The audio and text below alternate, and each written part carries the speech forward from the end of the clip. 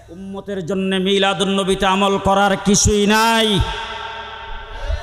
ঠিক না ঠিক?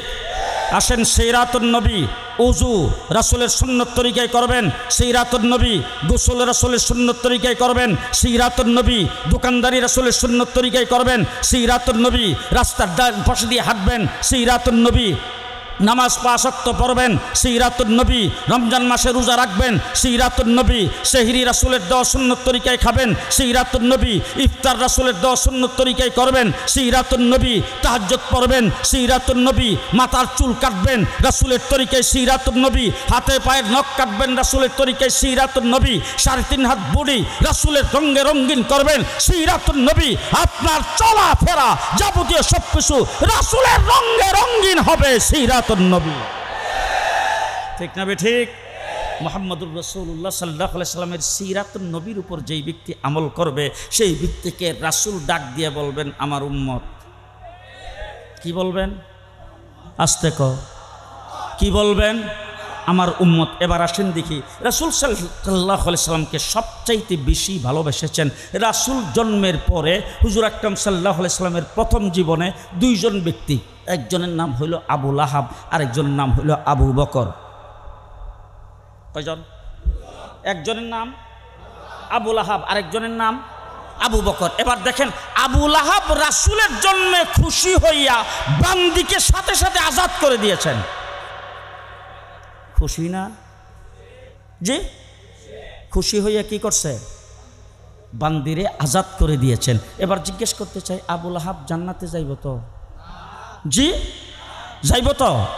হযরত আবু বকর সিদ্দিক মুহাম্মদুর রাসূলুল্লাহ সাল্লাল্লাহু আলাইহি ওয়াসাল্লাম জন্মে খুশি হইয়া তার যাবতীয় সব কিছু রাসূলের জন্য উজাড় করে দিয়েছেন। আবু বকর যাইব কো? খালি জান্নাতে যাইব না উম্মতরে লইয়া যাইব? আল্লাহর নবী হাসরের ময়দানে আল্লাহর দরবারে হযরত আবু বকর সিদ্দিককে উম্মতের নাজাতের জন্য পেশ করবেন। তাইলে হযরত আবু বকর সিদ্দিক কেন যাইব জান্নাতে? আর আবু বকর সিদ্দিক আল্লাহর নবীর এত নিকটতম কেন হইলেন? রাসূল যে আদর্শ পৃথিবীতে নিয়ে আসছেন, রাসূলের যে সিরত, এই সিরতকে আবু বকর সিদ্দিক পুরোপুরিভাবে মানছে। আর আবু লাহাব রাসূলের জন্মে খুশি হয়েছে, রাসূলের সিরাত মানে নাই। কথা কি বুঝাইতে পারলাম? আজকেও যারা রাসূল সাল্লাল্লাহু আলাইহি সাল্লামের সিরত মাথার থেকে পায়ের পাতা পর্যন্ত 3.5 হাত বডিতে বুম মারলেও রাসূলের একটা সুন্নত পাওয়া যাবে না, তার জিন্দিগির কোনো জায়গায় রাসূল সাল্লাল্লাহু আলাইহি সাল্লামের তরিকে পাওয়া যাবে না। রবিউল আব্বাল মাস আসলে যারা বিশ্ব আশেকে রাসূল হয়ে যায়, তাদের অবস্থা আবু লাহাবের মতো অবস্থা হবে। আল্লাহ সবাইকে মাফ করুক। এবার আসেন, পৃথিবীর যত মানুষ বরেণ্য ব্যক্তি জন্মগ্রহণ করেছেন, আব্দুল কাদের জিলানী, মঈনুদ্দিন চিশতি, খাজা নিজামুদ্দিন আউলিয়া, হযরত হাফিজ হুজুর রহমতুল্লাহি আলাইহি, শামসুল হক ফরিদপুরি, ইমামে আজম আবু হানিফা, ইমাম বুখারী, তামাম পৃথিবীর হযরত আবু বকর সিদ্দিক থেকে শুরু করে তামাম পৃথিবীর সমস্ত ওলি, আব্দুল গাউস কুতুব, আমাদের বঙ্গবন্ধু শেখ মুজিবুর রহমান, জিয়াউর রহমান সাহেব, এরশাদ চাচা, এরপর আরও যত কিছু আছে, ডক্টর ইউনূস সাহেব বলেন, সবার জীবনী যদি আলোচনা করেন, জন্ম থেকে শুরু মরলেই শেষ। ঠিক না ঠিক? ঠিক না ঠিক? জন্ম থেকে শুরু, মৃত্যু হইলেই শেষ। একমাত্র শুধুমাত্র কেবলমাত্র নবী মুহাম্মদুর রাসূলুল্লাহ সাল্লাল্লাহু আলাইহি সাল্লামের জীবনী পৃথিবী সৃষ্টির 1000 বছর আগের থেকে শুরু, জান্নাতে যায় শেষ। কথা কয় না? আমার নবীর জীবনী রবিউল আব্বাল থেকে শুরু না, আরও আগের থেকে? কথা কয় না? দৃষ্টান্ত স্বরূপ শুধু একটা দৃষ্টান্ত দিতে চাই। কোরআন শরীফের ভিতরে একটা সূরার নাম সূরা ইয়াসিন আছে না নাই?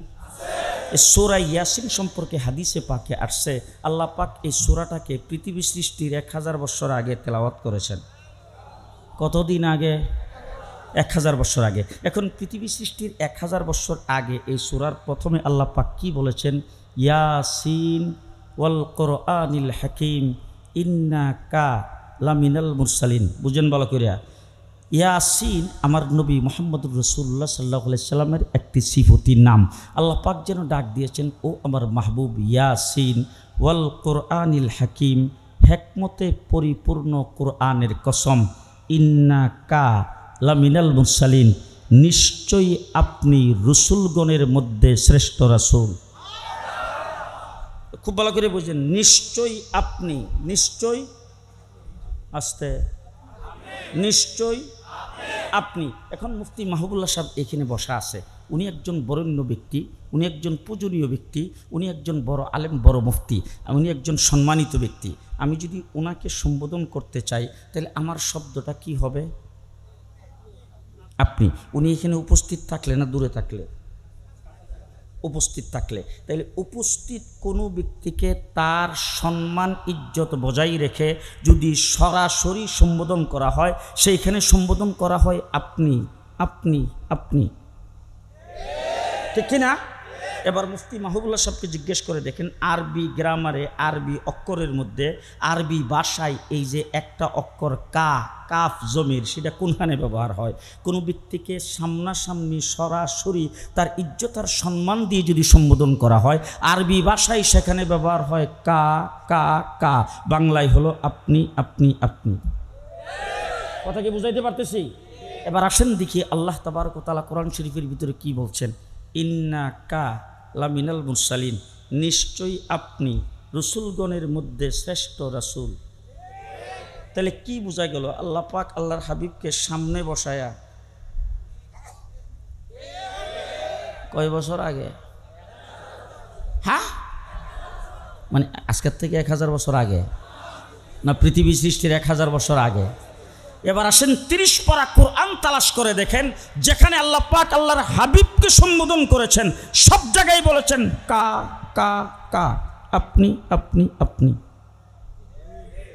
ফালা ওয়া রাব্বিকা ফালানুওয়াল্লিয়ান্নাকা ফাওয়াল্লি ওয়াজহাকা লা তুহাররিক বিহি লিসানাকা ওয়া মা আরসালনাকা ইন্না আরসালনাকা ইয়া আইয়ুহাল মুদ্দাসসির কুম ফাআনজির ফারাব্বাকা ফাসিয়াবাকা ওয়াদ্দুহা ওয়াল-লাইলি ইযা সাজা মা ওয়াদ্দাআকা রাব্বুকা ওয়া মা ক্বালা ওয়ালাল আখিরাতু খায়রুল লাকা মিনাল উলা ওয়ালা সাওফা ইউতিকা রাব্বুকা ফাতারদা আলাম ইয়াজিদকা ইয়াতীমান ফাআওয়া ওয়া ওয়াজাদাকা দাল্লান ফাহাদা ওয়া ওয়াজাদাকা আইলান ফাআগনা আলাম নাশরাহ লাকা সাদরাকা ওয়া ওয়াদানা আনকা বিজরাকা আল্লাযী আনকাদা যাহরাকা ওয়া রাফা'না লাকা যিকরাকা ইন্না আ'তাইনাকা ফাসাব্বিহ বিহামদি রাব্বিকা। আল্লাহ পাক কা বলে বিশ্বনবী মুহাম্মদুর রাসূলুল্লাহ সাল্লাল্লাহু আলাইহি সাল্লামকে সম্বোধন করেছেন। বোঝা যায় একদম আল্লাহর সামনে বসায় আল্লাহর হাবিবকে পড়াইয়েছেন। হযরতে আদম আলাইহিস সালাতু ওয়াস সালামকে আল্লাহ পাক কুদরতি হাতে তৈরি করার পরে আদমের পৃষ্ঠ থেকে রূহের জগতে পৃথিবীতে যত মানুষ এ পর্যন্ত আগমন করেছেন, কিয়ামত পর্যন্ত যত মানুষ আসবে, সমস্ত মানুষকে আল্লাহ পাক পিপিলিকার ন্যায় তৈরি করেছিলেন। সেই রূহের জগতে সেই জায়গায় আল্লাহ তাবারক ওয়া তাআলা প্রশ্ন করেছিলেন সকলের সামনে, আলাস্তু বিরাব্বিকুম, আমি কি তোমাদের প্রভু নয়? আমরা সবাই সেখানে বলেছিলাম বালা, নিশ্চয়ই আপনি আমাদের প্রভু। ওই জায়গার ভিতরে হযরতে আদম আলাইহিস সালাতু ওয়াস সালামের সময়ে তার সন্তানাদি যারা পৃথিবীতে আগমন করেছেন, হযরতে মূসা আলাইহিস সালাতু ওয়াস সালামের সময়ে পৃথিবীতে যে মানুষ আগমন করেছিলেন, হযরত ইব্রাহিম আলাইহিস সালামের সময়ে যারা ছিলেন, এক কথায় আদম আলাইহিস সালাম থেকে ঈসা আলাইহিস সালাম পর্যন্ত 1,24,000 নবীর আমলে যে সকল মানুষ পৃথিবীতে আগমন করেছিলেন তারাও ছিল, আমরাও ছিলাম। আপনারা আমার বাংলা কথা বুঝতেছেন? জি। তাহলে আমার কথার যদি আপনারা জবাব দেন তাইলে সাইডে যারা কথা বলতেছে সেগুলি বন্ধ হয়ে যাবে। আমরাও সেখানে ছিলাম, ছিলাম না? ছিলাম না? আমাদের হয়তো মনে নাই, আমাদের কল্পনাও নাই, ধারণাও নাই, কিন্তু আমরা ওই জায়গায় সকলেই বালা বলেছিলাম, নিশ্চয়ই আপনি আমাদের প্রভু। এ বলেন, একথা বিশ্বাস আছে কি না? ওই জায়গায় কি শুধু আমরাই ছিলাম না আদম আলাইহিস সালামের উম্মতেরাও ছিল? মূসা আলাইহিস সালামের উম্মত ছিল, ঈসা আলাইহিস সালামের উম্মত ছিল। তো ওই জায়গার ভিতরে আল্লাহ তাবারক ওয়া তাআলা আমাদেরকে যেমন আদমের পৃষ্ঠ থেকে সৃষ্টি করেছিলেন, তাদেরকেও সৃষ্টি করেছিলেন। আমরা সবাই একসাথেই সেখানে ছিলাম, কিন্তু আল্লাহ পাক আমাদের উপরে একটা বড় দয়া করেছেন, মায়া করেছেন, বড় এহসান করেছেন। আল্লাহ পাক আদম থেকে ঈসা পর্যন্ত যত নবী পৃথিবীতে আগমন করেছেন, কোনো নবীর আমলে আমাদেরকে দুনিয়াতে না পাঠায়া বিশ্ব নবী, আখিরি নবী, শেষ নবী মুহাম্মদুর রাসূলুল্লাহ সাল্লাল্লাহু আলাইহি সাল্লামের যুগে পাঠিয়েছেন। এতে আপনারা খুশি না বেজার? আপনারা এই নবীর উম্মত হওয়ার জন্যে আপনারা কি আল্লাহর দরবারে কোনোদিন দরখাস্ত করেছিলেন? যে আপনাদের ময়মনসিংহ সিটির মেয়র সাহেব বোধ করছিল যে, তাইলে আপনাদের এলাকার যেহেতু রৌশন এরশাদ, উনি মনে হয় সকলের পক্ষ থেকে করছিল। বঙ্গবন্ধু শেখ মুজিবুর রহমান, মাহবুবুল্লাহ সাহেব, কেউ দরখাস্ত করে নাই। বিনা দরখাস্তে আল্লাহ পাক নিজের কুদরতিভাবে আমাদেরকে আল্লাহ পাক রিজার্ভ করে রেখে দিয়েছেন আখিরি নবীর উম্মত বানাইবার জন্য। হযরত মূসা আলাইহিস সালাতু ওয়াস সালাম আল্লাহর সঙ্গে কথা বলেছেন। মূসার নাম কালিমুল্লাহ। তো মূসা আলাইহিস সালাম আল্লাহকে একদিন জিজ্ঞেস করেছেন, আল্লাহ, আমি যে আপনার সাথে কথা বলতেছি, আমার নাম কালিমুল্লাহ, আমাকে আপনি এত বড় দয়া করেছেন, কালিমুল্লাহ বানিয়েছেন, সরাসরি আমার সাথে কথা বলতেছেন, আপনি কি আর জীবনে কাহার সাথে কথা বলবেন? হযরত মূসা আলাইহিস সালামকে আল্লাহ পাল্টা প্রশ্ন করেছেন, মূসা তুমি কোথায় আর আমি কোথায়? মূসা আলাইহিস সালামকে, আমি তো পাহাড়ের নিচে রে, আপনি তো পাহাড়ের উপর থেকে কথা বলতেছেন। আল্লাহ পাক বলেন, মূসা এত কাছে না, 7 আসমান পাড়ি দিয়ে সিদরাতুল মুনতাহা, এরপরে আমার আরশ, সেই আরশের 70,000 পর্দার ভিতর থেকে তোমার সাথে কথা বলি, আর তুমি এখান থেকে জবাব দাও।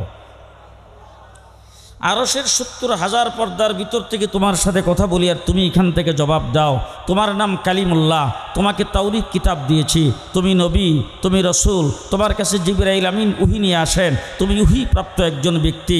মূসা জেনে রাখো, নবী নয়, নবী নয়, কোনো রাসূল নয়, কোনো কিতাবদারি ব্যক্তি নয়, এমন একটা উম্মত পৃথিবীতে আসবে যে উম্মতের সঙ্গে আমি আল্লাহ কথা বলবো, কোনো পর্দা থাকবে না, ডাইরেক্ট। সেই উম্মত কারা? আরো আসতে কে? আরে নিজের নিজে যে না চিনে, হে সবচাইতে বড় কলঙ্ক, হে সবচাইতে বড় নির্যাতিত এবং নির্লজ্জ মানুষ, যে নিজের নিজে না চিনে। আমরা কারা ভালো করে চিনতে হবে। আল্লাহ বলেন, এমন একটা উম্মত আসবে যার সঙ্গে আমি আল্লাহ কথা বলবো ডাইরেক্ট, কোনো পর্দা নাই। কথা বলেননি আপনার আল্লাহর সাথে এ পর্যন্ত? বলছেন কেউ? আরে বাবা, দেওয়ানবাগের ফিলে ডেইলি রাত্রে আল্লাহর সঙ্গে দেখা হইতো, আর আল্লাহ কথা কইতো। আপনারা কেউ আল্লাহর সঙ্গে কথা বলেন নাই? মুফতি মাহবুবুল্লাহ সাহেব দৈনিক কমপক্ষে 5 বার কয়। কয়বার? হ্যাঁ, 5 বার। বন্দা যখন আল্লাহু আকবার বলে দাঁড়ায়, তখন আল্লাহর বন্দার মধ্যে কোনো পর্দা নাই, ডাইরেক্ট। এক মাহফিল আমাকে প্রশ্ন করেছেন, হুজুর বর্তমান তো টেলিফোনের যুগ, টেলিফোনে তো পৃথিবীর বিভিন্ন জায়গায় কথাবার্তা বলা যায়, আল্লাহর কি কোনো টেলিফোন নাম্বার আছে? আমি বললাম, হ্যাঁ, এটাও আছে, আল্লাহ পাকের টেলিফোন নাম্বার আছে। তবে আল্লাহর টেলিফোন নাম্বার খুব সহজ, এটার কোনো কোড নাম্বার নাই। আপনাদের ময়মনসিংহের আলাদা কোড আছে না? ঢাকার থেকে ময়মনসিংহ যদি টেলিফোন করতে চান তাহলে আলাদা কোড, ঠিক কিনা বলেন? ময়মনসিংহ থেকে ঢাকা যদি টেলিফোন করতে চান তাইলে রাখবে 02। ময়মনসিংহ থেকে চট্টগ্রাম টেলিফোন করবেন 01031। আপনি যদি গ্রামীণ মোবাইলে ফোন করতে চান 017। আপনি যদি বাংলা লিঙ্গে ফোন করতে চান 019। আপনি যদি রবি নাম্বারে ফোন করতে চান 018। তাহলে প্রত্যেকটা টেলিফোনের আলাদা আলাদা কোড নাম্বার আছে। আল্লাহ পাকের টেলিফোন নাম্বারের গোটা পৃথিবীতে, বিমান থেকে করেন, হাওয়ার থেকে করেন, পানির জাহাজ থেকে করেন, সাগরের মধ্যখান থেকে করেন, যে কোনো জায়গার থেকে করেন, ময়মনসিংহ থেকে করেন, ঢাকার থেকে করেন, গ্রাম থেকে করেন, শহর থেকে করেন, আমেরিকার থেকে করেন, জাপান থেকে করেন, ইউরোপ থেকে করেন, সব জায়গায় কোনো কোড নাম্বার নাই। 24434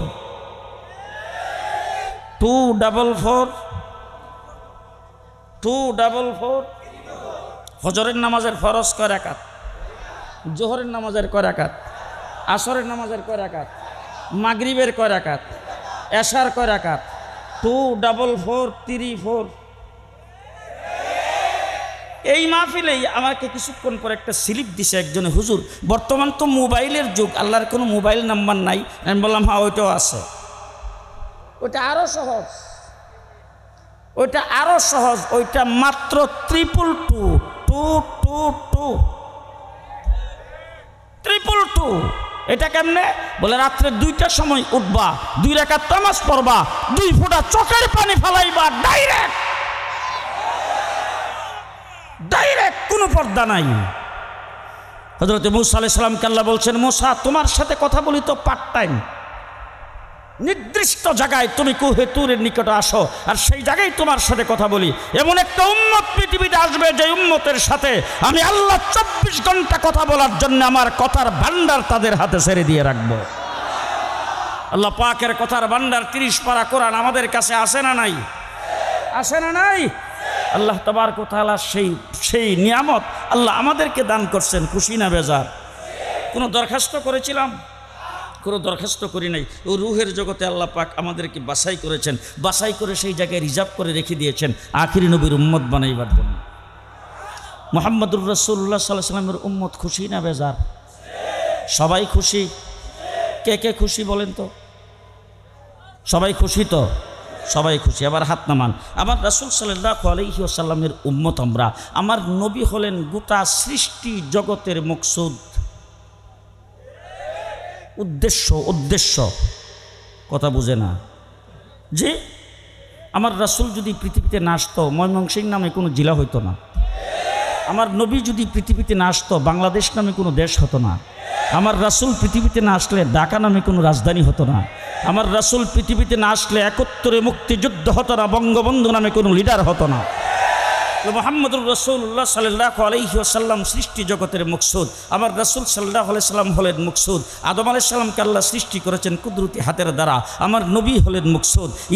ইব্রাহিম আলাইহিস সালামকে খলিলুল্লাহ বানিয়েছেন। আমার নবী হলেন মকসুদ। হযরত ইউসুফকে সৌন্দর্য দিয়েছেন আমার নবীর খাতিরে। হযরত মূসাকে কালিমুল্লাহ বানিয়েছেন। আমার নবী হলেন মকসুদ। 1,24,000 পয়গম্বর আল্লাহ পাক পৃথিবীতে পাঠাইছেন একমাত্র আমার নবীর উসিলায়।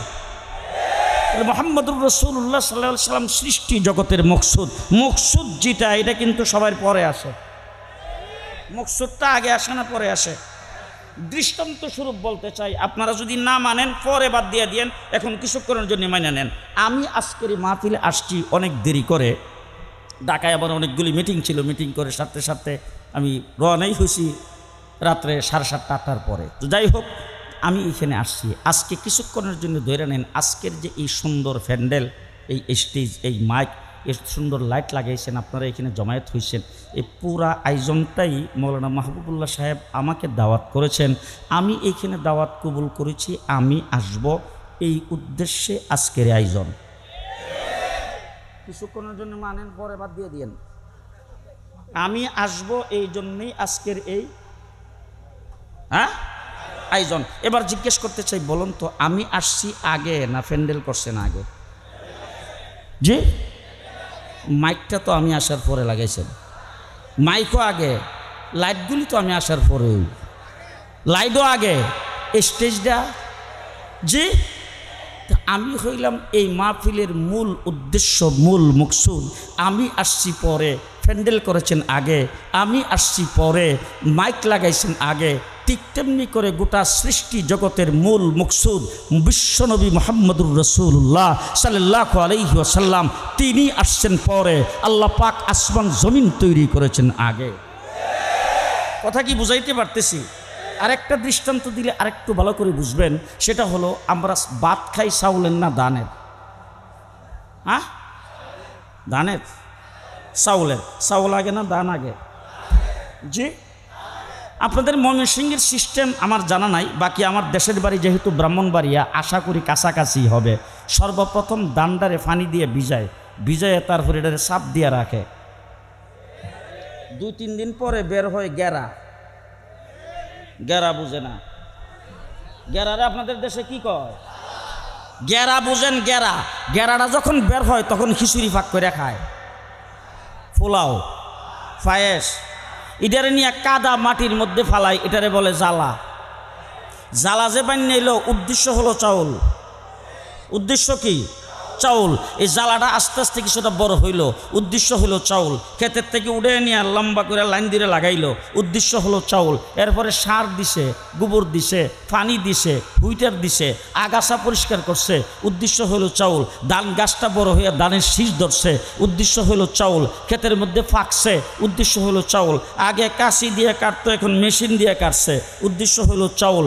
এরপরে আগে গরু দিয়ে ফাড়াইতো, এখন মেশিন দিয়ে চড়াইছে, উদ্দেশ্য হলো চাউল। পানি দিয়ে ভিজে সিদ্ধ করছে, উদ্দেশ্য হলো চাউল। রোদ্রে দিয়ে শুকাইছে, উদ্দেশ্য হলো চাউল। শুকাইবার পরে মেশিনে ভাঙ্গায় চাউল বের করছে।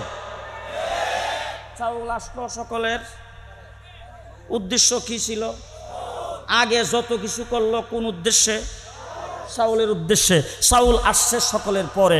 ঠিক তেমনি করে আল্লাহ তাবারক ওয়া তাআলা তামাম সৃষ্টি জগৎ তৈরি করেছেন মুহাম্মদুর রাসূলুল্লাহ সাল্লাল্লাহু আলাইহি সাল্লামের উদ্দেশ্যে। আমার নবী আসছে সকলের পরে। এবার বুঝেন, চাউল যখন হয়ে গেছে, চাউল যখন ভাঙ্গে, দান থেকে ভাঙ্গে যখন চাউল বের করে ফেলছেন, এবার বলেন তো চাউলটা দিয়ে একটু দান বানায় দেখান তো। হ্যাঁ, চাউল থেকে দান, বলেন বলেন। আপনাদের এই ময়মনসিংহে বাসমতি চাউল পাওয়া যায় কিনা? চিকন চাউল, লম্বা চোরা। ব্রাহ্মণবাড়িয়াতে এক মাহফিলে বয়ান করেছি রাত্রে 1:30টার সময়। তো একজন মৌলানা সাহেব আমার গাড়ির সামনের সিট খালি, উনি সেখানে উঠে বসছেন। তো আমি জিজ্ঞেস করলাম, মৌলানা সাহেব আপনি কোথায় যাবেন? বলে, হুজুর একটু সামনে যায় নামবো। এরপর উনি বলতেছেন, হুজুর কথা একটা বলার সাহস পাই নাই, অনেক রাত্র হয়ে গেছে। একজন লোক নতুন একটা মেইল করছে, মেইল, ওই মেইলটার সামনে একটু দাঁড়ায়া হুজুর গাড়ির থেকে একটু দোয়া করে দেবেন, লোকটার বড় খাহেস। আমি এইসব মেন রোডের পাশে গেটের মধ্যে গাড়ি থামাইলাম। থামাইবার পরে এখানে বসে আমি দোয়া করলাম। দোয়া করার পরে তার কাছ থেকে বিদায় নিয়ে যখন সামনে যাইতেছি, মৌলানা সাহেবকে জিজ্ঞেস করলাম, মৌলানা সাহেব মেইলটা কিসের? মৌলানা সাহেবকে, হুজুর মুডা চাউলটারে কাটতে চিকন বানায়। মুডা চাউল কাটতে চিকন বানাইবার মেশিন আছে, চাউল থেকে ধান বানাইবার? হ্যাঁ হ্যাঁ, চাউল যখন মেশিনে ভাঙ্গায় করে ফেলছেন, চাউল হয়ে যাওয়ার পরে চাউল যেমন ফিরা দান করা যায় না, বিশ্ব নবী পৃথিবীতে আগমনের পরে কোনো নতুন নবী হওয়া যায় না। কথা কি বুঝাইতে পারতেছি? আমার নবীর পরে কোনো নবী, চাউল যদি ভিজায় রাখেন তাইলে গেরা হবে তো? জি, চাউল ভিজাইলে যেমন গেরা হবে না, আমার নবীর পরে কোনো নবীও হবে না। এবার আসেন দেখি, চাউল যখন হয়ে গেছে, চাউল দিয়ে কি ভাত পাক করা সম্ভব? পোলাও, বিরিয়ানি, খিচুড়ি, পায়েস, ফিন্নি, গুড়ি কোটা, ছাতু করা, পিঠা বানানো সম্ভব? সম্ভব। চাউল হলো মূল উদ্দেশ্য। উদ্দেশ্য চাউল হয়ে যাওয়ার পরে চাউল দিয়ে জীবন ভাত পাক করা সম্ভব। ঠিক তেমনি করে বিশ্বনবী মুহাম্মদুর রাসূলুল্লাহ সাল্লাল্লাহু আলাইহি সাল্লামের উদ্দেশ্য, সেই নবী পৃথিবীতে আগমনের পরে নবুয়তি ইলম থেকে মুফতি মাহবুবুল্লাহ হওয়া সম্ভব, নবী হওয়া সম্ভব নয়। কথা কি বুঝাইতে পারতেছি? চাউল দিয়ে যেমন খিচুড়ি পাক করা সম্ভব, নবুয়তি ইলম থেকে মুফতি ফয়জুল্লাহ হওয়া সম্ভব। চাউল দিয়ে যেমন ভাত পাক করা সম্ভব, নবুয়তি ইলম থেকে মুফতি আমিনী হওয়া সম্ভব। চাউল দিয়ে যেমন পিঠা বানানো সম্ভব, নবুয়তি ইলম থেকে জুনায়েদ বাবনগরী হওয়া সম্ভব। চাউল দিয়ে যেমন খিচুড়ি পাক করা সম্ভব, নবুয়তি ইলম থেকে নূর হোসেন কাসিমি হওয়া সম্ভব, নবী হওয়া সম্ভব না। কথা কি বুঝাইতে পারলাম? কথা বুঝাইতে পারলাম? আমার নবী মুহাম্মদুর রাসূলুল্লাহ সাল্লাল্লাহু আলাইহি ওয়াসাল্লাম পৃথিবীতে আগমন করেছেন, তিনি সর্বশেষ নবী। কিয়ামত পর্যন্ত কোনো নবী আসবে না, কোনো নবী আসার কোনো প্রয়োজন, কোনো নবী আসার কোনো প্রয়োজন নাই। অতীতের নবী পৃথিবীতে আগমন করেছেন, নবী চলে গেছে, তার কিতাব চলে গেছে, নবী চলে গেছে, তার মুজিজা চলে গেছে, নবী চলে গেছে, তার নীতি চলে গেছে, তার সংস্কৃতি চলে গেছে, তার কৃষ্টি কালচার সব কিছু চলে গেছে। আমার নবী মুহাম্মদুর রাসূলুল্লাহ সাল্লাল্লাহু আলাইহি ওয়াসাল্লাম পৃথিবীর থেকে চলে গেছে। আমার নবীর আগে নেক্সটে রাসূল পৃথিবীতে আগমনের আগে মাত্র 500 বছর আগে হযরত ঈসা আলাইহিস সালাম পৃথিবীতে আগমন করেছিলেন। অতীতের নবী যারা দুনিয়া থেকে চলে গেছে তাদের উপমা দিতে চাই না, আমার নবীর আগে যিনি আগমন করেছিলেন তারটা বলতে চাই। মাত্র 500 বছরের ব্যবধান। ঈসা আলাইহিস সালামের 500 বছর পরে আমার নবী পৃথিবীতে আসছে। আমার রাসূল আয়েশা দেখলেন বাইতুল্লাহ শরীফের ভিতরে পর্যন্ত মূর্তি। তাহলে ঈসা আলাইহিস সালাম কি মূর্তি পূজা করতেন? মূর্তি কি ওনার আদর্শ ছিল? ওনার কৃষ্টি কালচার ছিল? ওনার তরিকা ছিল? তাহলে 500 বছরের ব্যবধানে বাইতুল্লাহর ভিতরে মূর্তি, বাহিরে 360টা লাত উজ্জা মানাত আর হুবুলের পূজা করে, বাইতুল্লাহ শরীফ উলঙ্গ হইয়া তোয়াফ করে। অসভ্যতার এবং চরম পর্যায়ে পড়ছে। মেয়ে সন্তান জন্মগ্রহণ করলে জিন্দা কবর দেয়। কয় বছর? জি 500 বছর। কথা সংক্ষেপ করতে চাই, আমার নবী পৃথিবীর থেকে গেছে কয় বছর? জি শেখ মুজিবের ভাস্কর্য লাগাইতে পারছে তো? ঘুমাইছে এখন। জি আর জিডি লাগাইছিল হিডি আছে তো? আসতে কয় বছর? জি আরে 1450 বছর আমার নবী পৃথিবীর থেকে চলে গেছে। আল্লাহর নবী ফতে মক্কার সময় বাইরে সমস্ত মূর্তিগুলিকে ভেঙে চুরমার করে দিয়েছিলেন। আজও মূর্তি পৃথিবীর কোথাও লাগাইতে পারে না, যেখানে লাগাই সেখানেই প্রতিবাদ হয়। কয় বছর? কয় বছর? 1450 বছর। এবার জিজ্ঞেস করতে চাই, রাসূল সাল্লাল্লাহু আলাইহি সাল্লাম ফজরের নামাজের ফরজ পড়তেন 16 রাকাত, আমরা পড়ি 2 রাকাত। হ্যাঁ হুজুর কয় রাকাত পড়তেন? এখনো কয় রাকাত আছে? জি এখনো 2 রাকাত আছে। আল্লাহর নবী বোধহয় প্রত্যেক রাকাতে 20টা করে সেজদা দিতেন, আমরা এখন কাটসাট করে 2টা রাখছি। যা রাসূল সেজদা দিতেন কয়টা? 2টা। রাসূল সাল্লাল্লাহু আলাইহি সাল্লাম সেজদার মধ্যে বোধহয় সূরা বাকারা পড়তো, আমরা এখন সুবহান রাব্বিয়াল আলা পড়ি। নাকি রাসূলও সূরা সুবহান রাব্বিয়াল আলা পড়তেন? কোনো বেশ কম। রাসূল সাল্লাল্লাহু আলাইহি ওয়াসাল্লাম মসজিদে যাইতে কোন পাও দিয়ে যাইবেন? হুজুরের তরিকা কোনটা? আচ্ছা এখন মসজিদটা যদি গ্রামের সনের ঘর হয় সেটার মধ্যে যাইতে কোন পাও? এবার আসেন দেখি মসজিদে মানে ময়মনসিংহ শহরের বড় মসজিদে যাইবেন, বাইতুল্লাহ শরীফে যাইবেন, কোন পাও? ডান পাও। কোনো কিছুর পরিবর্তন? শুধু সময় যখন মক্তবে পড়তাম তখন মক্তবের কারি সাহেবরা আমাদেরকে মক্তবের বাহিরে নিয়ে গোল করে হালকা ধরাইতো, ধরাইয়া তারপরে কারি সাহেবরা আমাদেরকে পড়াইতেন টাট্টিতে যাওয়ার সময় সর্বপ্রথম বাম পাও দিয়া যাইতে হইবে। টাট্টি টাট্টি টাট্টিতে যাওয়ার সময় কোন পাও? আস্তে বাম পাও। কিছুদিন পরে টাট্টি হয়ে গেছে টয়লেট, এরপরে হয়েছে ল্যাট্রিন, তারপরে হয়েছে বাথরুম, বর্তমানে ওয়াশরুম। এবার বলেন দেখি, জিজ্ঞেস করতে চাই, টাট্টি ছিল খালের পারে, জঙ্গলে, কলাপাতার বানানো, পোকা মাকড়, দুর্গন্ধ আছে না নাই? সেই জায়গায় যাইতে কোন পাও? বাম পাও। আর বর্তমানে ওয়াশরুম 20 বাই 24 ফিটের রুম তৈরি করেছেন, 1 থেকে 1.5 লক্ষ টাকা খরচ হয়েছে, ওয়াশরুমে 5 লক্ষ টাকা। জি এবার জিজ্ঞেস করতে চাই, ওয়াশরুমে যাইতে কোন পাও? জি আরে টাট্টি ল্যাট্রিনে পরিণত হয়েছে, টয়লেটে পরিণত হয়েছে, বাথরুমে পরিণত হয়েছে, ওয়াশরুমে পরিণত হয়েছে। নবীর বিধানের কোনো পরিবর্তন হয় নাই। জমানা ডিজিটাল হবে, মডার্ন হবে, আধুনিক হবে, স্মার্ট বাংলাদেশ হবে, আল্লাহর নবীর সুন্নতের পরিবর্তন হবে না। হয়েছে পরিবর্তন, হয়েছে পরিবর্তন। মুহাম্মদুর রাসূলুল্লাহ সাল্লাল্লাহু আলাইহি ওয়াসাল্লাম দুনিয়ার থেকে চলে গেছে, তার আপনার চাইতে আপনার সুন্নত এখনো আছে, কিয়ামত পর্যন্ত থাকবে, কোনো পরিবর্তন হবে না। ঠিক কিনা বলেন?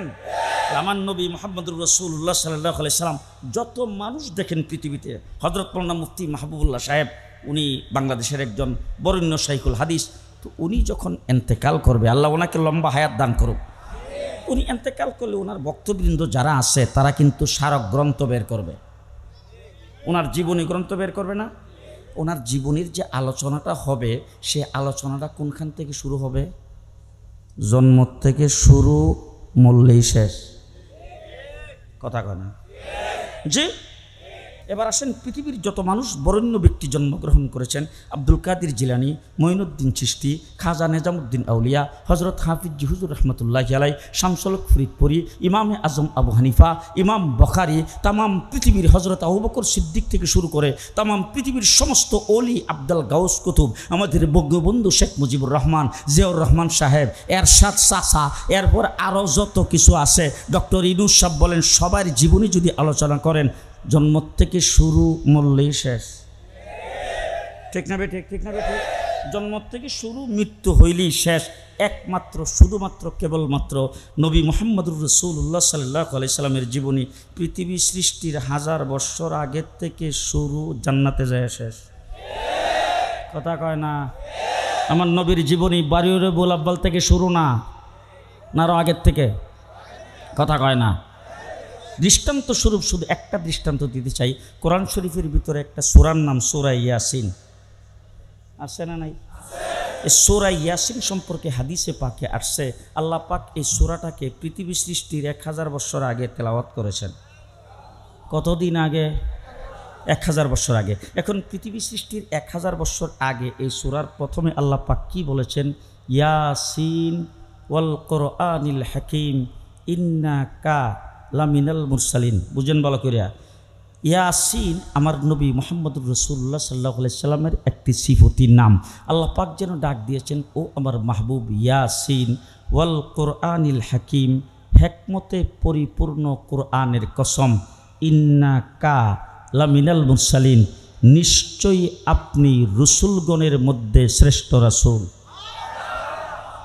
খুব ভালো করে বুঝেন, নিশ্চয়ই আপনি, নিশ্চয় আসতে, নিশ্চয় আপনি। এখন মুফতি মাহবুবুল্লাহ সাহেব এখানে বসা আছে, উনি একজন বরেণ্য ব্যক্তি, উনি একজন পূজনীয় ব্যক্তি, উনি একজন বড় আলেম, বড় মুফতি, উনি একজন সম্মানিত ব্যক্তি।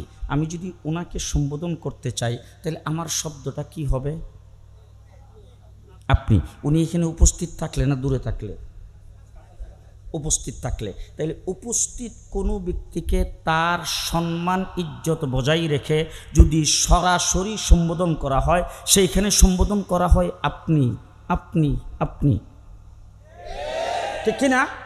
এবার মুফতি মাহবুবুল্লাহ সাহেবকে জিজ্ঞেস করে দেখেন, আরবি গ্রামারে, আরবি অক্ষরের মধ্যে, আরবি ভাষায় এই যে একটা অক্ষর কা, কাফ জমির, সেটা কোনখানে ব্যবহার হয়?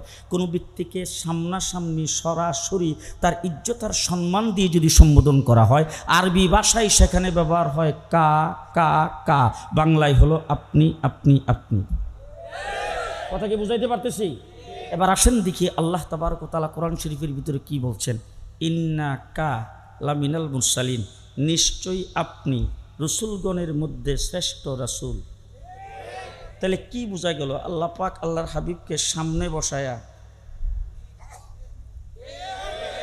কয় বছর আগে? হ্যাঁ, মানে আজকের থেকে 1000 বছর আগে না পৃথিবী সৃষ্টির 1000 বছর আগে? এবার আসেন 30 পারা কোরআন তালাশ করে দেখেন, যেখানে আল্লাহ পাক আল্লাহর হাবিবকে সম্বোধন করেছেন সব জায়গায় বলেছেন কা, কা, কা, আপনি, আপনি, আপনি।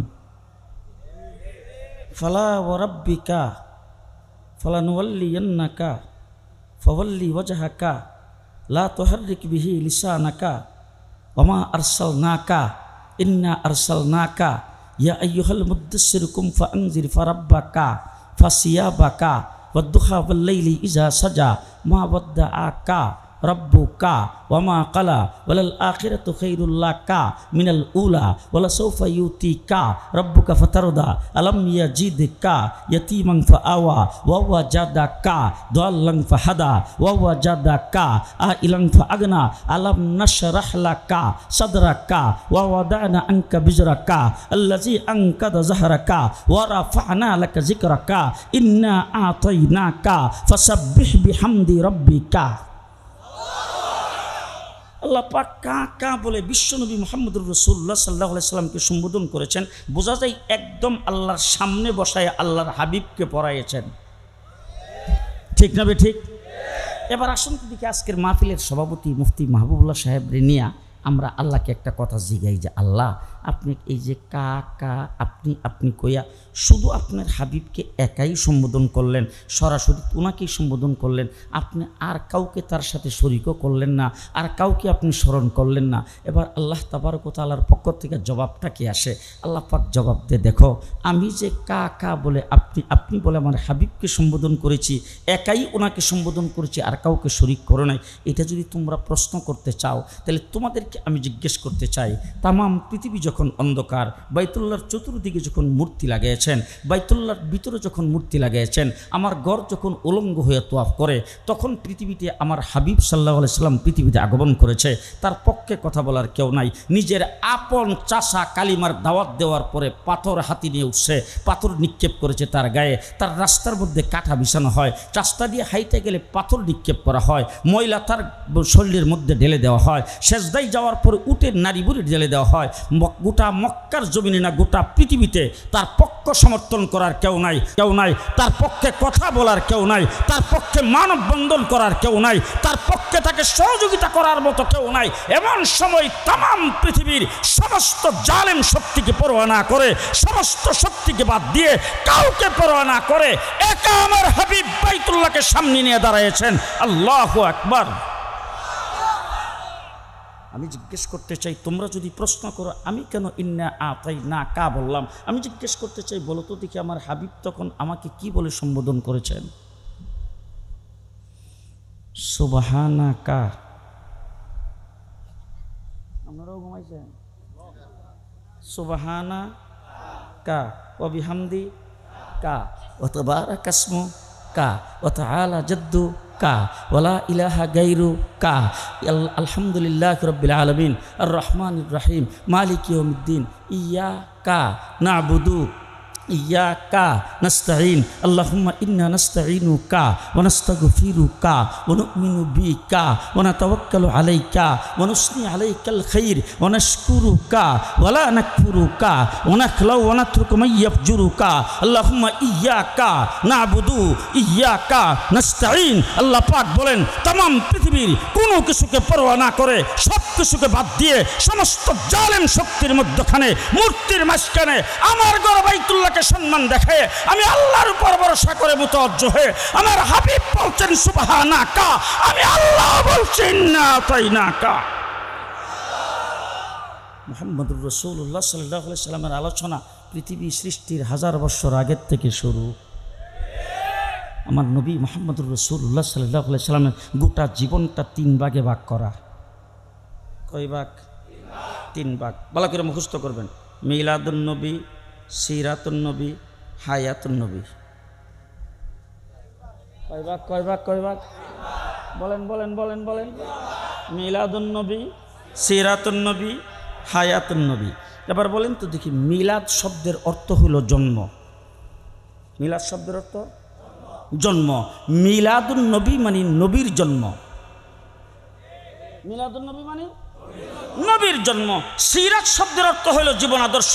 সিরাতুন নবী মানে নবীর জীবন আদর্শ। ঠিক না? ঠিক। এবার আসেন দেখি মিলাদ। মিলাদ মিলাদুন নবী মুহাম্মদুর রাসূলুল্লাহ সাল্লাল্লাহু আলাইহি সাল্লামের জন্ম আর আমাদের জন্মের মধ্যে কোনো বেশকম নাই তো? আসতে ক বেশকম আছে? এই বেশকম যদি আমি আপনাদের সামনে উপমা স্বরূপ বলতে চাই তাহলে সারা রাত্র চলে যাবে, সবগুলি বলতে চাই না। একটা কথা বলতে চাই, রাসূল যেই মুহূর্তে জন্মগ্রহণ করেছেন মা আমেরার পেটের থেকে, রাসূল জন্মের সাথে সাথে পারস্য সম্রাটের 1000 বৎসরের অগ্নিকুণ্ড সাথে সাথে নিভা গেছে। এবার আমি জিজ্ঞেস করতে চাই, মুফতি মাহবুবুল্লাহ সাহেব যেদিন জন্ম হয়েছিলেন এদিন একটা মোমবাতি নিভছে? হ্যাঁ, আপনাদের ময়মনসিংহের ফয়জুর রহমান সাহেব রহমতুল্লাহ আলাইহি যেদিন জন্ম হয়েছিলেন এদিন বোধ হয় ঘরের কুফি নিভা গেছিল। জি, তাহলে রাসূলের জন্ম আর অন্যান্যদের জন্ম বেশ কম আছে না নাই? রাসূল যেদিন জন্মগ্রহণ করেছেন রাসূলের জন্মের সাথে সাথে রোমান সম্রাটের রাজপ্রাসাদের 14টা গম্বুজ ভেঙ্গে চুরমার হয়ে গেছে। আমাদের হযরত মাওলানা আতহার আলী সাহেব রহমতুল্লাহ আলাইহি যেদিন জন্মগ্রহণ করছে ওই দিন একটা আম গাছের ডালা ভেঙে গেছে। জি, তাইলে রাসূলের জন্ম আর অন্যদের জন্ম বেশ কম আছে না নাই? বেশ কম আছে না নাই? মুফতি মাহবুবুল্লাহ সাহেব যখন মায়ের পেটে ছিল, আমি যখন মায়ের পেটে ছিলাম তখন তো মার বুধও কোনো কষ্ট হয় নাই। হয়েছে? 10টা মাস পর্যন্ত মা কষ্ট করা লাগছে। আর মা আমেনা বলেন, আমি মুহাম্মদকে পেটে ধারণ করেছি, আমার তেমন কোনো কষ্ট হয় নাই। বেশ কম আছে না নাই? বেশ কম আছে না নাই? আমিও মায়ের পেটের থেকে বের হয়েছি, মাহবুবুল্লাহ সাহেবও মায়ের পেটের থেকে ডেলিভারি হয়েছে। মাহবুবুল্লাহ সাহেবের মা কষ্ট হয়েছে, অজ্ঞান হয়ে গেছে, আমার মাও অজ্ঞান হয়ে গেছে, আপনাদের মা অজ্ঞান হয়ে গেছে। নবী মুহাম্মদুর রাসূলুল্লাহ সাল্লাল্লাহু আলাইহি সাল্লামকে আমার নবীর মা জন্ম দিয়েছেন। মা আমেনা বলেন, আমি মুহাম্মদকে জন্ম দেওয়ার সময় আমার কোনো কষ্ট হয়নি। মুহাম্মদুর রাসূলুল্লাহ সাল্লাল্লাহু আলাইহি সাল্লামের জন্ম আর আমাদের জন্মের পার্থক্য আছে না? এখন আমি যদি এই মিলাদ, এখন কিন্তু যা কইতেছি সব মিলাদ, এখন কি মিলাদ। আপনাদের ময়মনসিংহে নাই, আমরা ঢাকাতে চট্টগ্রামে বিভিন্ন জায়গায় একটা দল আছে, আমরা দেখলেই আমরা মিলাদ জানি না। ময়মনসিংহে নাই, আছে কিন্তু অনেক জায়গায় আছে না, আছে একটা দল আছে যারা রবিউল আব্বাল মাস আসলে ডাইলের দামও বাড়ায়, জিলাপির দামও বাড়ায়। এই দলটা কিন্তু আমাদের দেখলেই বলে যে উলামায়ে দেওবন্দ, উলামায়ে কওমিয়া, এরা আসলে মিলাদের কিতাব পড়ে নাই, মিলাদ সম্পর্কে জানে না। এখন মিলাদের এমন এমন কথা আমি এইখানে বলতে পারবো, এখন থেকে ফজর পর্যন্ত ওদের বাপদাদা 14 গোষ্ঠী জীবনে কোনো দিন শোনে নাই। এখন যদি মিলাদ আমি সারা রাত্র আপনাদের সামনে পড়তে থাকি, মুফতি সাহেব এখানে আসে, ওনার কাছে ফতোয়া জিজ্ঞেস করেন, উনি ফতোয়া দিবেন যে আমি সারা রাত্র যদি আপনাদের সামনে মিলাদ পড়তে থাকি আর মিলাদের কথা বলতে থাকি, আমি নফল এবাদতের সওয়াব পাবো, আপনারা যারা শুনবেন আপনারাও নফল এবাদতের সওয়াব পাবেন। কি এবাদত? নফল এবাদত। এবার জিজ্ঞেস করতে চাই, নফলের সওয়াবটা কি ফরজ থাকলে না থাকলে? হ্যাঁ, বুঝেন নাই বোধ হয়। মুফতি মাহবুবুল্লাহ সাহেব আজকের মাহফিলের সভাপতি, উনি লাস্ট ফিনিশিংয়ের সময় কয়েকটা কর্মসূচি দিয়েছেন। একটা কর্মসূচিতে উনি যেহেতু বড় পীর, উনি বর্ণনা করছেন, বাবারা তাহাজ্জুদের নামাজ পড়লে আল্লাহর নিকটতম হওয়া যায়, আল্লাহর ওলি হওয়া যায়, তাহাজ্জুদের নামাজ পড়লে আল্লাহর খাস বান্দা হওয়া যায়। তাহাজ্জুদের ফজিলত সম্পর্কে বর্ণনা করছে।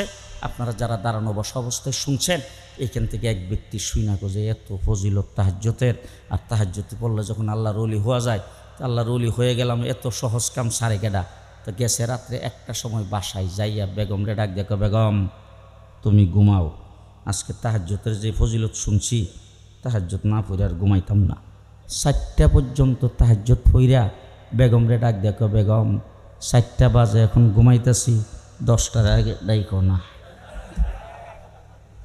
আপনাদের এখানে ফজরের নামাজ তো 10টার সময় হয় জি? তাহলে হ্যাঁ, 4টার সময় 4টা পর্যন্ত তাহাজ্জুদ পড়লো, এরপরে যে ঘুমাইলো ছুটলো কি? তাহাজ্জুদ কি আসিল? নফল। আর যে ছুটে গেছে এটা কি? এবার আপনারা ফতোয়া দেন, সওয়াব হইছে কয়টা? যে আচ্ছা বাদ দেন, এটা আরেকটা দৃষ্টান্ত দেই। আজকের মুফতি মাহবুবুল্লাহ সাহেব ওয়াজ করছেন, ফাগরি মাথাত বান্দা যদি কোনো ব্যক্তি নামাজ পড়ে, ফাগরি বান্দা হলে সুন্নত নফল এবাদত, ফাগরি মাথাত বান্দা নামাজ পড়লে 1 রাকাতের 27 রাকাতের সওয়াব। মাহফিলে বসে একজন ব্যক্তি কয়, এত সহজ কাম সারে কেডা? ফাগরি আর কই পয়সা, ফাগরি মাথার মধ্যে ফেসায়, তারপর নামাজ পড়বো যাইয়া। পরের দিন জোহরের সময় নামাজ পড়তে মসজিদে গেছে, ফাগরির কথা আর মনে নাই। তো যাইয়া যখন কাতারে খারইছে, খারইয়া অন্যান্য লোকজন যে দাঁড়াই দিছে তাদের দিকে তাকায় দেখে কয়েকজনের মাথায় ফাগরি দীক্ষা। কালখেনা নিয়ত করে এলাম ফাগরি সারা নামাজ পড়ব না, 1 রাকাতের 27 রাকাতের সওয়াব। আহা, ফাগরি তো আনি নাই। এখন চতুর্দিকে তাকায় দেখছে মসজিদে কিছু পাই কিনা ফাগরি বান্দার মতো, কিছু না পায়া নিচের দিকে তাকায় দেখে লুঙ্গিটা পরনে, টান্দা লুঙ্গি খুললা, মাথায় ফাগরি। এখন আমি জিজ্ঞেস করতে চাই, মাথায় ফাগরি বান্দা কি নফল, আর নিচে তার লুঙ্গি যে খুলছে তোর কইছে কি? জি, সওয়াব হইছে কয়টা? হ্যাঁ, আরেকটা কথা, এটাই শেষ। আপনাদের এখানে একজন ব্যক্তি মার খুব ভক্ত, মা একবারে বিছনায় শায়িত, বৃদ্ধা মা ঘরে কিচ্ছু খায় না। তো হঠাৎ করে একদিন রাত্রে 1টা-2টার সময় মা ডাক দেখে, বাবা রে একটা কমলা যদি খাইতাম। এখন বেচারা মার ভক্ত, ফজরের নামাজ পড়েও একবারে চরফাড়ার মুড়ে যায়, একার রয়েছে, কমলার দোকান বন্ধ। তো সকাল 9টার সময় এসে কমলার দোকান খুলছে, খোলা মাত্রই ডাক দেখো, বাবা রে আমার মা খুব মুমূর্ষ অবস্থায়, মা কইছে কমলা খাওয়ার কথা, তা আমি আইসা ফজরের নামাজের পরেই তোমার দোকানের সামনে দাঁড়িয়ে রয়েছি, আমার একটা কমলা লাগবে, আমার একটা কমলা দাও। বেডা উঠটা করে দেখো, কমলা বিক্রির একটা সিস্টেম আছে, 4টা হইল 1 হালি, 1 হালির কমে কমলা বিক্রি হয় না। সে কছে, বাবা আমার তো দরকার একটা। বলে, একটা দরকার হলে কি হবে, একটা করে তো বিক্রি করবো না। তখন কয় আচ্ছা ঠিক আছে 60টা কমলে আমি নিমু, মা যেহেতু কইছে 60টাই নিতে হবে, তুমি একটা 60টার কমে বিক্রি করবা না। 60টা কমলার দাম কত? বলে 4টা কমলার দাম হইল ফিশ রেট 50 টাকা, কিন্তু তুমি যেহেতু আমার বনির কাস্টমার, বুঝুন না, প্রথম সাইতের কাস্টমার, এই জন্যে তোমার আমি একটা সম্মান করবো, কারণ তোমার যদি এখন দাম দর করে সারা দিই তাহলে আমার সারাদিন যাত্রা খারাপ। তো তোমার একটা সম্মান করবো, তুমি যদি এক খালি কমলা কিনো তাহলে তোমার কাছ থেকে দাম রাখুন 40 টাকা। হ্যাঁ বেটা, ময়মনসিংহের মানুষ তো খুব চালাক, হ্যাঁ ওই টাকা আমি দিব 30 টাকা। হ্যাঁ বেটা ওই টাকা দেখো 40 টাকায় যে বিক্রি করতেছি 10 টাকা কমাইয়া, একবারে আমার লাভ 1 টাকাও হবে না, এখন 40 টাকা দিলেই তুমি নিতে পারবা। হ্যাঁ 30 টাকার থেকে বাড়ে না, হ্যাঁ বেটাও 40 থেকে কমে না। কতক্ষণ তর্ক বিতর্ক করার পরে দোকানদারকে দেখো এখন যদি তোমার সঙ্গে দাম দর করে যদি আমি ছেড়ে দেই তাইলেও কিন্তু আমার যাত্রা খারাপ, সুতরাং তোমার কাছে কমলা বিক্রি করতে পারলেই আমার আজকে সারা দিনের যাত্রা ভালো হবে। এই জন্যে তুমি দাম আমার 40 টাকাই লাগবে এক খালি কমলা, তবে তুমি যেহেতু আমার সাইতের কাস্টমার 40 টাকা দিয়ে যদি এক খালি কমলা নেও তাহলে আমি তোমার আরেকটা সম্মান করবো, ওইটা হইলে একটা কমলা দিয়ে দিমু ফাও ফিরি ফিরি, যেই কইছে একটা কমলা দিয়ে দিব ফিরি, চালাক কেউটা একটাই তো আমার দরকারি দিতে চাইছিলাম, যেটা ফিরি দিবা সেটা দিয়া লাও,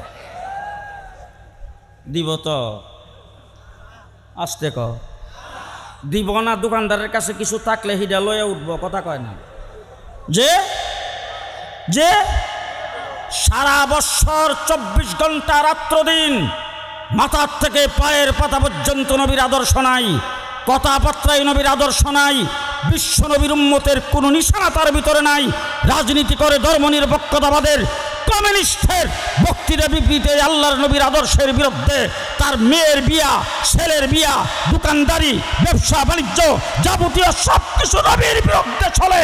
রবিউল আউয়াল মাস আসলে বিশ্ব নবীর আগমন বলে যারা রাস্তায় স্লোগান দিয়া নামে, লুঙ্গি খুইলা মাথায় পাগড়ি বাঁধে। মুহাম্মদুর রাসূলুল্লাহ সাল্লাল্লাহু আলাইহি ওয়াসাল্লামের মিলাদ আলোচনা করবেন, নবীর বরত্বের প্রকাশ হবে, নবীর ফজিলতের প্রকাশ হবে, নফল ইবাদতের সওয়াব পাবেন, উম্মতের জন্য করণীয় কিছুই পাবেন না। আছে কোনো করণীয়? আছে কোনো করণীয়? মুহাম্মদুর রাসূলুল্লাহ সাল্লাল্লাহু আলাইহি ওয়াসাল্লাম মায়ের পেটের থেকে যখন জন্মগ্রহণ করছেন, তখন আমরা যদি মায়ের পেটের থেকে জন্ম যখন হয়েছি, তখন আমাদের নাভির নাকটা মায়ের নারের সাথে সংযোগীরা কাটা লাগছে। তো আল্লাহর নবী মায়ের পেটের থেকে জন্মগ্রহণ করছেন, কে যেন মায়ের পেটের থেকে কাইটটা ক্লিন করে বের করছে। আচ্ছা, ঈদের মধ্যে যদি আপনি মুফতি মাহবুবুল্লাহ সাহেব যদি এখন ঈদের মধ্যে আমল করতে চায়, তাহলে আবার মায়ের পেটে যাইয়া নার কাটা অবস্থায় দুনিয়াতে আসার আগে আমল করার কোনো সুরত আছে? কথা কই না দিই, কথা কি বুঝতেছে? হুজুর আকরাম সাল্লাল্লাহু আলাইহি সাল্লাম জন্মগ্রহণ করছেন, আমরা যারা পুরুষ হিসেবে জন্মগ্রহণ করছি আমরা হত না করাইছে তো? শরমে কও না, মুসলমানি করাইছে কিনা? আমার রাসূল সাল্লাল্লাহু আলাইহি সাল্লাম জন্মগ্রহণ করছেন খতনা করা অবস্থায়। এখন আপনি যদি এই জায়গায় আমল করতে চান তাহলে আবার মায়ের পেটে যাইয়া খতনা অবস্থায় বের হয়ে আসেন নাকি? কথা কয় না। উম্মতের জন্য মিলাদুন নবীতে আমল করার কিছুই নাই, ঠিক না বেঠিক? আসেন সিরাতুন নবী, উযু রাসূলের সুন্নত তরিকায় করবেন, সিরাতুন নবী গোসল রাসূলের সুন্নত তরিকায় করবেন, সিরাতুন নবী দোকানদারি রাসূলের সুন্নত তরিকায় করবেন, সিরাতুন নবী রাস্তার পাশে দিয়ে হাঁটবেন, সিরাতুন নবী নামাজ 5 ওয়াক্ত পড়বেন, সিরাতুন নবী রমজান মাসে রোজা রাখবেন, সিরাতুন নবী সেহরি রাসূলের দেওয়া সুন্নত তরিকায় খাবেন, সিরাতুন নবী ইফতার রাসূলের দেওয়া সুন্নত তরিকায় করবেন, সিরাতুন নবী তাহাজ্জুদ পড়বেন, সিরাতুন নবী মাথার চুল কাটবেন রাসূলের তরিকায়, সিরাতুন নবী হাতে পায়ের নখ কাটবেন রাসূলের তরিকায়, সিরাতুন নবী 3.5 হাত বুড়ি রাসূলের রঙে রঙিন করবেন, সিরাতুন নবী আপনার চলাফেরা যাবতীয় সবকিছু রাসূলের রঙে রঙিন হবে, সিরাতুন নবী, ঠিক না ঠিক? মুহাম্মদুর রাসূলুল্লাহ সাল্লাল্লাহু আলাইহি সাল্লামের সিরাতুন নবীর উপর যেই ব্যক্তি আমল করবে সেই ব্যক্তিকে রাসূল ডাক দিয়ে বলবেন আমার উম্মত। কি বলবেন? আস্তে কও, কি বলবেন? আমার উম্মত। এবার আসেন দেখি রাসূল সাল্লাল্লাহু আলাইহি সাল্লামকে সবচাইতে বেশি ভালোবেসেছেন রাসূল জন্মের পরে হুজুর আকরাম সাল্লাল্লাহু আলাইহি সাল্লামের প্রথম জীবনে দুইজন ব্যক্তি, একজনের নাম হইল আবু লাহাব, আরেকজনের নাম হইল আবু বকর। কয়জন?